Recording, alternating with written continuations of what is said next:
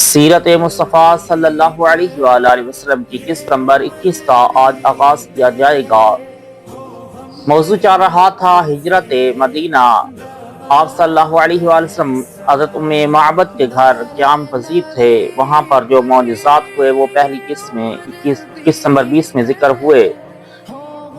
قریش مکہ نے آقا صلی اللہ علیہ وآلہ وسلم کی تلاش میں کافی لوگوں کو بھیجا اور 700 اونٹوں کا انعام رکھا۔ جب ام معبد کے گھر سے حضور صلی اللہ علیہ وآلہ وسلم آگے روانہ ہوئے تو مکہ کا ایک مشہور شاہ سوار سراقہ بن مالک بن جعشم تیز رفتار گھوڑے پر سوار ہو کر تعاقب کرتا نظر آیا۔ قریب پہنچ کر حملہ کرنے کا ارادہ کیا مگر اس کے گھوڑے نے ٹھوکر کھائی اور وہ گھوڑے سے گر پڑا۔ مگر 100 اونٹ کا انعام کوئی معمولی چیز نہ تھی۔ انعام کے لالچ نے اسے دوبارہ ابھارا اور وہ حملہ کی نیت سے آگے بڑھا تو حضور نبی رحمت صلی اللہ علیہ وآلہ وسلم کی دعا سے پتھریلی زمین میں اس کے گھوڑے کا پاؤں گھٹنوں تک زمین میں دھنس گیا۔ سراقہ یہ معجزہ دیکھ کر خوف و دہشت سے کانپنے لگا اور امان امان پکارنے لگا۔ رسول اکرم صلی اللہ علیہ وآلہ وسلم کا دل رحم و کرم کا سمندر تھا۔ سراقہ کی لاچاری اور گریہ زاری پر آپ کا دریائے رحمت جوش میں آ گیا۔ دعا فرما دی تو زمین نے اس کے گھوڑے کو چھوڑ دیا۔ اس کے بعد سراقہ نے عرض کیا کہ مجھ کو امن کا پروانہ لکھ دیجیے۔ حضور نبی رحمت صلی اللہ علیہ وآلہ وسلم کے حکم سے حضرت عامر بن فہیرہ رضی اللہ تعالی عنہ نے سراقہ کے لیے امن کی تحریر لکھ دی۔ سراقہ نے اس تحریر کو اپنے ترکش میں رکھ دیا اور واپس لوٹ گیا۔ راستہ میں جو شخص بھی حضور اکرم صلی اللہ علیہ وآلہ وسلم کے بارے میں دریافت کرتا تو سراقہ اس کو یہ کہہ کر لوٹا دیتے کہ میں نے بڑی دور تک بہت زیادہ تلاش کیا مگر ان حضرت صلی اللہ علیہ وآلہ وسلم اس طرف نہیں ہے۔ واپس لوٹتے ہوئے سراقہ نے کچھ سامان سفر بھی حضور صلی اللہ علیہ وآلہ وسلم کی خدمت اقدس میں بطور نذرانہ کے پیش کیا مگر ان حضرت صلی اللہ علیہ وآلہ وسلم نے قبول نہیں فرمایا۔ سراقہ اس وقت مسلمان نہیں ہوئے مگر حضور صلی اللہ علیہ وآلہ وسلم کی عظمت نبوت اور اسلام کی صداقت کا سکہ ان کے دل پر بیٹھ گیا۔ جب حضور صلی اللہ علیہ وآلہ وسلم نے فتح مکہ اور جنگ طائف و حنین سے فارغ ہو کر جعرانہ میں پڑاؤ کیا تو سراقہ اسی پروانہ امن کو لے کر بارگاہ نبوت میں حاضر ہو گئے اور اپنے قبیلہ کی بہت بڑی جماعت کے ساتھ اسلام قبول کر لیا۔ واضح رہے کہ یہ وہی سراقہ بن مالک رضی اللہ تعالی عنہ ہے جن کے بارے میں حضور صلی اللہ علیہ وآلہ وسلم نے اپنے علم غیب کی خبر دیتے ہوئے یہ ارشاد فرمایا تھا کہ اے سراقہ تیرا کیا حال ہوگا جب تجھ کو ملک فارس کے بادشاہ کسریٰ کے دونوں کنگن پہنائے جائیں گے۔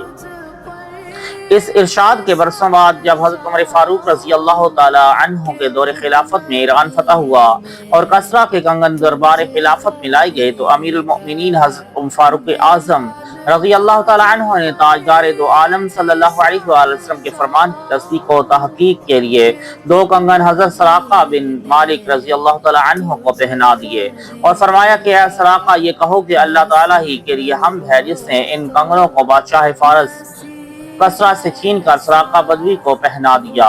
حضرت سراقہ رضی اللہ تعالی عنہ نے 24 ہجری میں وفات پائی جبکہ حضرت عثمان غنی رضی اللہ تعالی عنہ تخت خلافت پر رونق افروز تھے۔ جب حضور صلی اللہ علیہ وآلہ وسلم مدینہ کے قریب پہنچ گئے تو بریدہ اسلمی قبیلہ بنی سہم کے 70 سواروں کو ساتھ لے کر اس لالچ میں آپ کی گرفتاری کے لیے آئے کہ قریش سے 100 اونٹ انعام مل جائے مگر جب حضور صلی اللہ علیہ وآلہ وسلم کے سامنے آئے اور پوچھا کہ آپ کون ہیں تو آپ نے فرمایا کہ میں محمد بن عبداللہ ہوں اور خدا کا رسول ہوں۔ جمال و جلال نبوت کا ان کے قلب پر احساس ہوا کہ فوراً ہی کلمہ شہادت پڑھ کر دامن اسلام میں آ گئے اور کمال عقیدت سے یہ درخواست پیش کی کہ یا رسول اللہ میری تمنا ہے کہ مدینہ میں حضور کا داخلہ ایک جھنڈے کے ساتھ ہونا چاہیے۔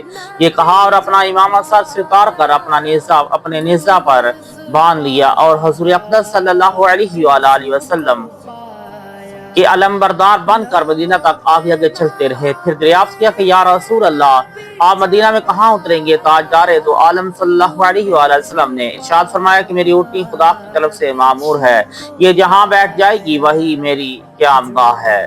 اس سفر میں حسن اتفاق سے حضرت زبیر بن العوام رضی اللہ تعالیٰ عنہ سے ملاقات ہو گئی، جو حضور اکرم صلی اللہ علیہ وآلہ وسلم کی پھوپھی حضرت صفیہ رضی اللہ تعالیٰ عنہا کے بیٹے ہیں۔ یہ ملک شام سے تجارت کا سامان لے کر آ رہے تھے۔ انہوں نے حضور انور صلی اللہ علیہ وآلہ وسلم اور حضرت ابو بکر صدیق رضی اللہ تعالیٰ عنہ کی خدمت میں چند نفیس کپڑے بطور نذرانہ کے پیش کیے، جن کو تاجدار دو عالم صلی اللہ علیہ وآلہ وسلم اور حضرت ابو بکر صدیق رضی اللہ تعالیٰ عنہ نے قبول فرما لیے۔ حضور اکرم صلی اللہ علیہ وآلہ وسلم کی آمد کی خبر چونکہ مدینہ میں پہلے سے پہنچ چکی تھی اور عورتوں و بچوں تک کی زبانوں پر آپ کی تشریف آوری کا چرچا تھا، اس لیے اہل مدینہ آپ کے دیدار کے لیے انتہائی مشتاق و بے قرار تھے۔ روانہ صبح سے نکل کر شہر کے باہر سراپا انتظار بن کر استقبال کیے تیار رہتے تھے، اور جب دھوپ تیز ہو جاتی تو حسرت و افسوس کے ساتھ اپنے گھروں کو واپس لوٹ جاتے۔ ایک دن اپنے معمول کے مطابق اہل مدینہ آپ کی راہ دیکھ کر واپس جا چکے تھے کہ ناگہاں ایک یہودی نے اپنے قلعہ سے دیکھا کہ تاجدار دو عالم صلی اللہ علیہ وآلہ وسلم کی سواری مدینہ کے قریب آن پہنچی ہے۔ اس نے بآواز بلند پکار کر کہا، اے مدینہ والوں، تم جس کا روزانہ انتظار کرتے تھے وہ کاروان رحمت آ گیا۔ یہ سن کر تمام انصار بدن پر ہتھیار سجا کر وجد و شادمانی سے بے قرار ہو کر دونوں عالم کے تاجدار کا استقبال کرنے کے لیے اپنے گھروں سے نکل پڑے، اور نعرہ تکبیر کی آوازوں سے تمام شہر گونج اٹھا۔ مدینہ منورہ سے 3 میل کے فاصلہ پر جہاں آج مسجد قباء بنی ہوئی ہے، 12 ربیع الاول کو حضور صلی اللہ علیہ وآلہ وسلم رونق افروز ہوئے اور قبیلہ عمر بن عوف کے خاندان میں حضرت کلثوم بن ہدم رضی اللہ تعالیٰ عنہ کے مکان میں تشریف فرما ہوئے۔ اہل خاندان نے اس فخر و شرف پر کہ جو دونوں عالم کے میزبان ان کے مہمان بنے، اللہ اکبر کا پرجوش نعرہ مارا۔ چاروں طرف سے انصار جوش مسرت میں آئے اور بارگاہ رسالت میں صلاۃ والسلام کا نذرانہ عقیدت پیش کرتے۔ اکثر صحابہ کرام جو حضور علیہ الصلوۃ والسلام سے پہلے ہجرت کر کے مدینہ منورہ آئے تھے، وہ لوگ بھی اس مقام میں ٹھہرے ہوئے تھے۔ حضرت علی رضی اللہ تعالی عنہ بھی حکم نبی کے مطابق قریش کی امانتیں واپس لوٹا کر تیسرے دن مکہ سے چل پڑے تھے۔ وہ بھی مدینہ آ گئے اور اسی مقام میں قیام فرمایا، اور حضرت کلثوم بن ہدم رضی اللہ تعالی عنہ اور ان کے خاندان والے ان تمام مقدس مہمانوں کی مہمان نوازی میں دن رات مصروف رہنے لگے۔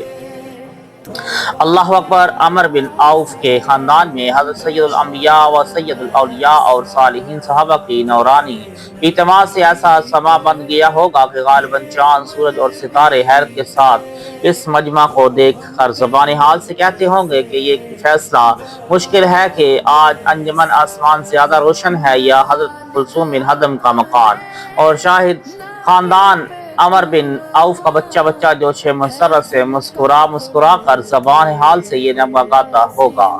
ان کے قدم پہ میں نثار، جن کے قدوم ناز نے اجڑے ہوئے دیار کو رشک چمن بنا دیا۔ اللہم صلی وسلم وبارک علی سیدنا و مولانا محمد و آلہ و اصحابہ وبارک وسلم۔ الحمدللہ۔ حضور رحمت عالم صلی اللہ علیہ وآلہ وسلم کی مکی زندگی آپ پڑھ چکے، سن چکے۔